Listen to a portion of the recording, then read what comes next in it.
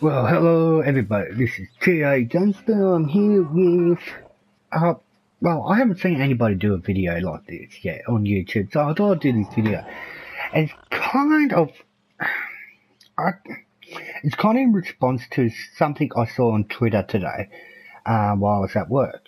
Um, it's a comment that was said by ARK Xbox, and it's about the Griffin.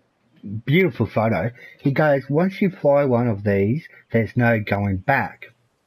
Now I responded with, I'll stick to Chapajara. And he goes, 2 words, dive bomb. I go, 1 word, agility.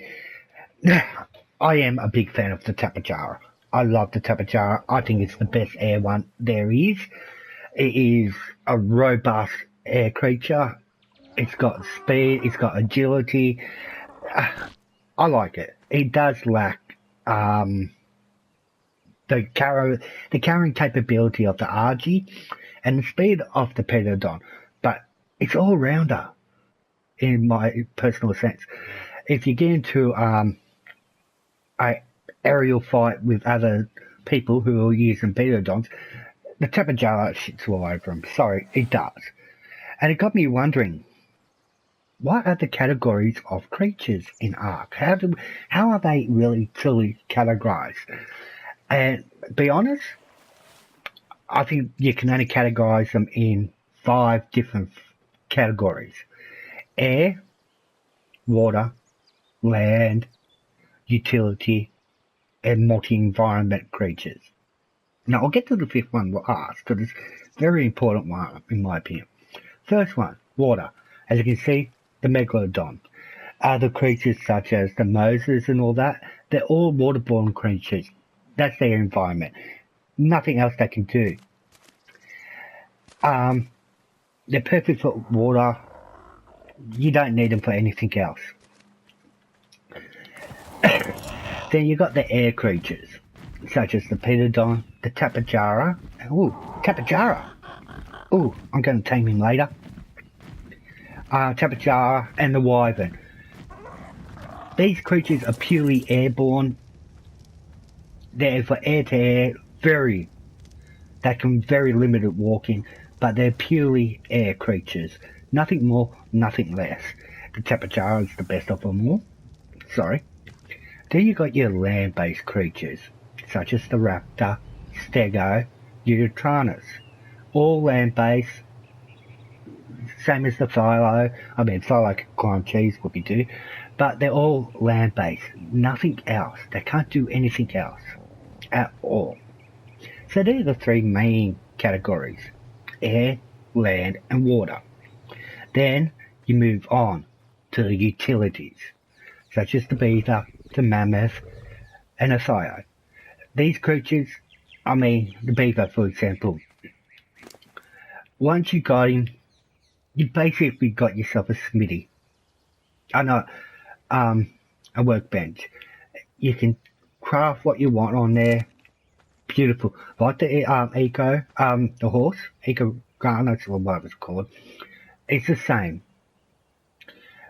Perfect. Once you got it and you got the set on it, you got a mobile workshop. The Theo Mammoth, even like the beaver and Yankees, they're good for gathering resources. Makes them the perfect creature. It saves you a lot of work. Absolutely brilliant. A lot of people do have these creatures in their with their animals, what they've got. They're perfect. Then it leaves the last one. Multi-environmental creature. Well, that's what I'm calling them. These are creatures that the Griffin falls into. These are creatures that are capable of either land, water, or air, land.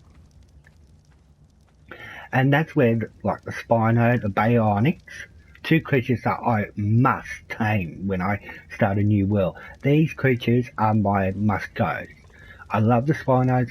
These creatures are brilliant. Once you've got them, you don't need to get a water creature at all. I've only got the Megalodon just for the hell of it.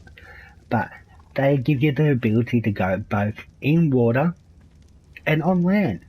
What more do you want? You don't. They do what both land and water creatures can do. They're brilliant. I love them. I mean, obviously there are the creatures there. You got the turtles, you got the sarcos, and all that. That can do exactly the same thing. And that's where the griffin falls into this category. The griffin, capable of land and air. The first, besides the dragon, what's a boss, the first creature that you can tame that has both abilities. And, okay, yeah, it falls in the same category as the Spino and the Bionics. But, is this creature absolutely cracked up to what it's be? Now, I spawned this one in pretty high, obviously. But it makes you wonder what is coming next for these creatures. I mean, you got, yeah, air, land, and the Megalodon down there, water. Three main categories that they're only designed for that environment. Does it make them boring? Yeah, it does. Then you got the utilities. They work ones. Most of them are, except for like the beaver, what's capable of land and water. So this creature is it's in the same category as the multi-environmental creatures. It can go land and water too. What makes it even more unique, in my opinion. But these are purely land-based creatures. That's all they are. When the phoenix comes up, when you can get the phoenix, it will fall into this category too, because it is a living furnace. You can put metal in there and all that. It will do what you need it to do, like a furnace. So it's going to fall in the same category. But these creatures are capable of traversing either air, land, or water and land. These creatures, I'll be honest, they are overlooked by so many people. These creatures have the ability to do so much. And sooner or later, we're going to get a creature such as the beaver there. I mean, the beaver's land and water, but it's also a smithy. We're going to get a creature very soon, I reckon, that it's going to be able to do what the griffin can do, air and land. It can do what the Spino can do, water and land. Well, it's going to be combined, and it's going to be able to do three different elements. It's going to be able to do the water. It's going to be able to do air. But it's also going to be unique in a way of like the beaver, the Icarus, that is a mobile workstation. And I hope that happens soon. I would love to see a creature like that. Who knows? We might be able to. Who knows what, like, the so-called big announcements coming from PAX West.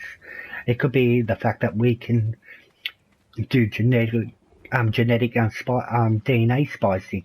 And if that happens, man, there's going to be some weird creatures out there. Who's not to say we're going to be able to put wings on the Spino or the Bionics? If that happens, air, land, and sea would be brilliant. I can see a lot of people doing it. Well, that's my take on this. I mean, honestly, we all got our favourites. My favourite is the Tapejara, the Spino, and the Bionics. I love them. They're my three must creatures I must get. Other people might be different. They might like the T-Rexes, or the Wyverns, or the Pterodons, or the Utranus. I mean, we all got our personal favourites. It's fact. I mean, but at the end of the day, there are only 5 categories to these creatures, in my opinion. And that is air, water, land, utilities, and multi-environmental creatures. Yeah, EMC, I know. But they are multi-environmental. But it makes you wonder, what other creatures can they bring into ARK? Not many, unless they bring mythological creatures, such as air water. I mean, hold it, these air water. Ooh. So, there is one air water creature, that penguin looking one. I can't remember, sorry. So in this category, it's 10 of them. Yeah, 10 creatures in that category out of 145. Weird. Sorry. But there's not many more categories of creatures that can bring into the game, in my opinion. But they're the five main categories, in my opinion. I might be wrong, someone might be able to pick different categories, but I think that covers them. So this is not as I said, this is just a response of one Twitter. Don't get me wrong, I'm gonna give this bird a little bit of a test, this creature, because I personally don't think it's cracked up to what it's been. Ooh.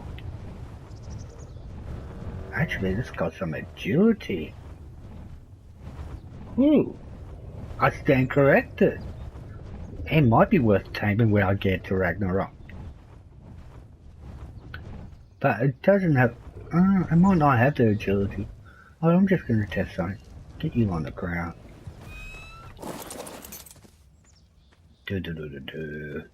Come here, girl. Oh, boy.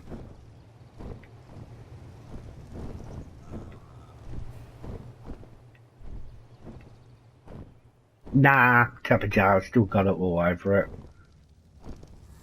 I'll still stick to this guy in the dogfight anytime. But as I was saying, that's the 5 categories I put creatures into. If someone's got something different, hey, let me know in the comments. So that was just a weird video I decided to do. So until next time, stay safe, play safe, and have fun. Goodbye.